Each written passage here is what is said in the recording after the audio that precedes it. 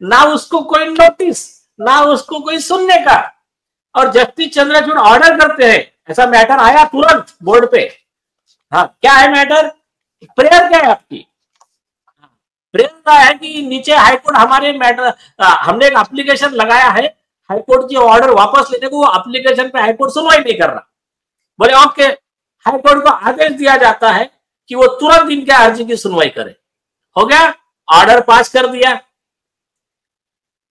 High court जज ने बोले कौन सा अर्जी है ये, ना हमारे रिकॉर्ड पे है, ना सुप्रीम कोर्ट में जो एसएलपी लगाया उसके रिकॉर्ड पे है। तो फिर हमने भी इसके ऊपर स्पेशल फोर्जरी का प्रोसिक्यूशन का एप्लीकेशन दिया है अगेंस्ट जस्टिस चंद्रचूड़ कि तुमने कहां से लेकर आ गए। नहीं, सवाल यह है नीलेश जी कि इतना बड़ा अपराध किया चंद्रचूड़ ने, जिसको हम माननीय मिलॉर्ड कहते रहे, इनके खिलाफ फॉर्जरी का, फ्रॉड का कौन से सेक्शन में एफआईआर रजिस्टर इमीडिएट होना चाहिए और इनका कस्टोडियल इंक्वायरी होना चाहिए? अगर इतना बड़ा फ्रॉड सुप्रीम कोर्ट में बैठ करके सुप्रीम कोर्ट का जज कोई कह रहा है कि इसको इमीडिएट करिए, जिसकी कोई सुनवाई हाई कोर्ट में नहीं है, ये तो बहुत संगीन मामला है।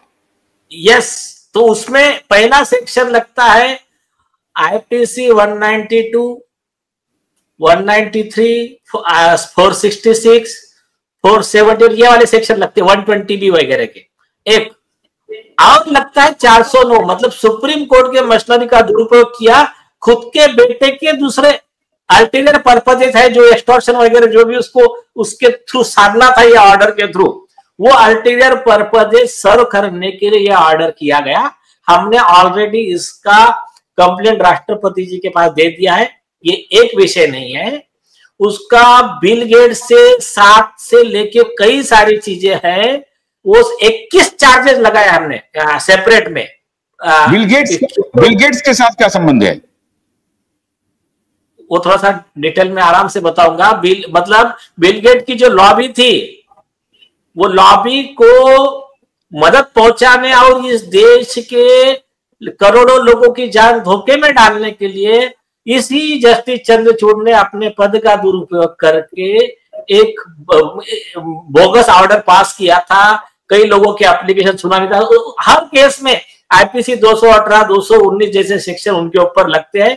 यहां तक कि मतलब किसी का डेथ हुआ तो प्रमोशन ऑफ मर्डर तक की चार्जेस उनके ऊपर लगते हैं, प्रिपरेशन ऑफ मर्डर वगैरह के। तो ये सारी चीजें मैं बता रहा हूं। मैं अभी आप उस पर मत जाइए, उसके 21 चार्जेस है इनके खिलाफ। यहां तक कि मर्डर के कॉन्स्पिरेसी में भी ये व्यक्ति शामिल होने का हम प्रूफ दे सकते हैं। तो ये जो है, ये एक सेपरेट पार्ट है। और ये जो है ना, ये जो crime with in the state and crime against the state कैसे हो जाएगा? एक क्राइम कर रहा है, चलिए वो तो अल्टीरियर मोटिव से अपनी कमाई के लिए या जो भी है वो कर रहे हैं, लेकिन ये एंटी नेशनल एक्टिविटीज से कैसे आप इसको कोरोबरेट करेंगे? सेक्शन 120B ऑफ आईपीसी है और सुप्रीम कोर्ट का ही जजमेंट है। उसमें उसको रिलाय करके एक जज के खिलाफ केस चल रहा था, रमन लाल का। साइटेशन बता देता हूं, कोई भी इस पे चेक कर ले। Raman Lal versus state 2001 criminal law journal, page number 800। उसमें यही विषय आया था। तो उसमें कोर्ट ने कहा, जब एक बार कॉन्स्पिरेसी प्रूव हो जाती है तो जो मेन कॉन्स्पिरेटर है उसके कॉन्स्पिरेसी में जो जो बाद में ज्वाइन होते हैं वो सब मेन कॉन्स्पिरेटर के इतने ही सजा के हकदार है। तो उसमें सेक्शन 10 ऑफ एविडेंस एक्ट बोलता है, उसको एक्सप्लेन किया उसने कि फॉर एग्जांपल एक ने इंडिया के खिलाफ में एक युद्ध छेड़ा, नेशन अगेंस्ट वॉर, ये देश को बर्बाद करना है उनको।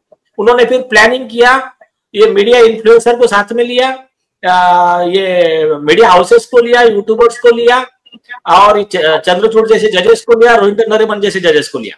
फिर एक नैरेटिव चलाना चालू कर दिया। नैरेटिव आपको मैं बताता हूं, क्या इंडिया तेरे टुकड़े हो गए इंशाल्लाह इंशाल्लाह जो नारे लगे थे जेएनयू में, उसके बाद में इंडियन आर्मी मुर्दाबाद, पाकिस्तान आर्मी जिंदाबाद के जो नारे लगे थे, उसके सपोर्ट में आर्टिकल लिखा था फली नरीमन ने। यही रोहिंटन नरीमन की जो पिताजी है ना, उसने बोला था यह देशद्रोह नहीं हो सकता। वो बाद में वो ठीक है, उसके वो थर्ड क्लास विचार जो भी थे उसको नहीं माना हाईकोर्ट ने, पर आर्टिकल इनका क्या प्लान रहता है कि आरोपी के सपोर्ट में और इंडिया के खिलाफ में ऐसा नैरेटिव चलाने का, लोगों का माइंड डिस्टर्ब करने का, देश के प्रति दुर्भावना फैलाने की, आपस में इनको कास्ट बेस्ड का, रिलीजन का ऐसा डिस्प्यूट डाल देने का, इनको आपस में झगड़ा करवाने का, ये सारा एकदम सिस्टमैटिक तरीके से ये करते हैं। और ये या तो सीनियर काउंसिल की पोस्ट पे या तो जज की पोस्ट पे, तो ये जो पूरा नेक्सस इनका सिंडिकेट है, इसका पूरा डिटेल हमने अमित शाह जी को भेजा है। और इसमें एक आरोपी का जो एक टेररिस्ट का गुना है, इसमें मेन टेररिस्ट पकड़ा गया, उसको सपोर्ट करने वाले भी उसमें 120B में सेम सेक्शन में सजा के हकदार रहेंगे। नहीं तो नीलेश जी, आप तो बहुत बड़ी बात कह रहे हैं, ये तो बहुत विस्फोटक बात आप कह रहे हैं नीलेश जी, कि चाहे वो डीनो मौर्या हो, सूरज पंचोली हो, आदित्य ठाकरे हो, सलमान खान हो, सलमान खान का भाई अरबाज खान हो, उसका सेरा हो, और फिर ये समीर खान हो, फिर समीर खान के और लोग हों, परमवीर सिंह का बेटा रोहन सिंह हो, ये सब एक बड़ा कार्टेल का हिस्सा है। और ये एंटी नेशनल भारत को डीस्टेबलाइज नारकोटिक्स के जरिए, ड्रग की सप्लाई के जरिए पूरे यूथ को तबाह कर रहे हैं। और इन सबको प्रोटेक्ट करने के लिए कोर्ट के कुछ लोग जो हैं वो इनके सील्ड बने हुए हैं, ढाल बने हुए हैं, आप ये कह रहे हैं प्रिसाइजली? अरे यार, मैं आपको बता क्या रहा हूं, सुनिए एक सिंपल चीज। आदित्य ठाकरे, डीनो मौर्या, गौर कीजिए, अभी मैं मुद्दे पे आता हूं। आदित्य ठाकरे, डीनो मौर्या, रिया चक्रवर्ती,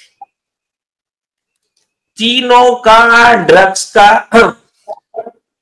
कई मुझे ड्रग्स के बिजनेस में है, पेडलर है, ये सारा चीज part of narcotics control bureau के investigation, phone surveillance, WhatsApp chat recovery और अदर चीज ये ऑन रिकॉर्ड है। रिया चक्रवर्ती उस में अरेस्ट होके जेल में रही और उसको जो बेल दी गई, उस बेल पे भी सुप्रीम कोर्ट ने एक राइडर डाला है, ऑब्जेक्शन लिया है, बोला इसको प्रेसिडेंट बोल के यूज नहीं करने का, ये जजमेंट प्रॉपर नहीं है प्रेसिडेंट बोल के यूज करने के लिए, हो गया।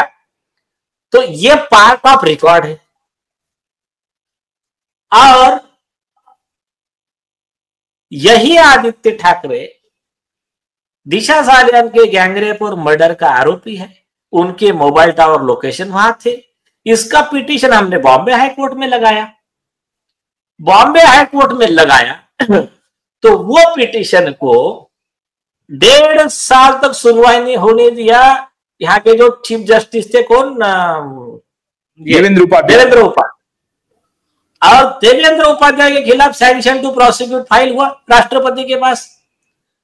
आप ये देवेंद्र उपाध्याय अगर कुछ गलत कर रहे हैं तो सो मोटो कॉग्निजेंस लेने के लिए जस्टिस चंद्रचूड़ नहीं बैठे वहां पर।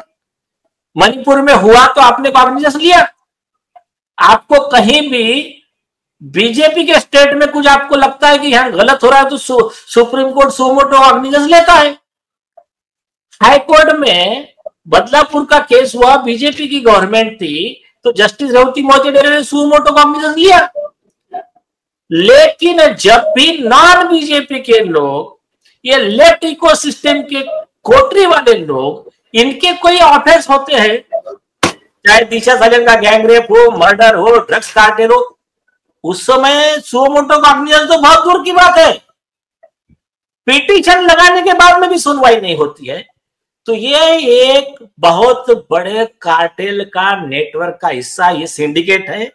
और जब तक इसमें इनकी अरेस्ट नहीं होंगी, ये जो चंद्रचूड़ जैसे लोगों का lie detector test, narco test, brain mapping test जब तक नहीं होगा और जब तक इनको एक्सपोज नहीं करेंगे ना, तब तक ये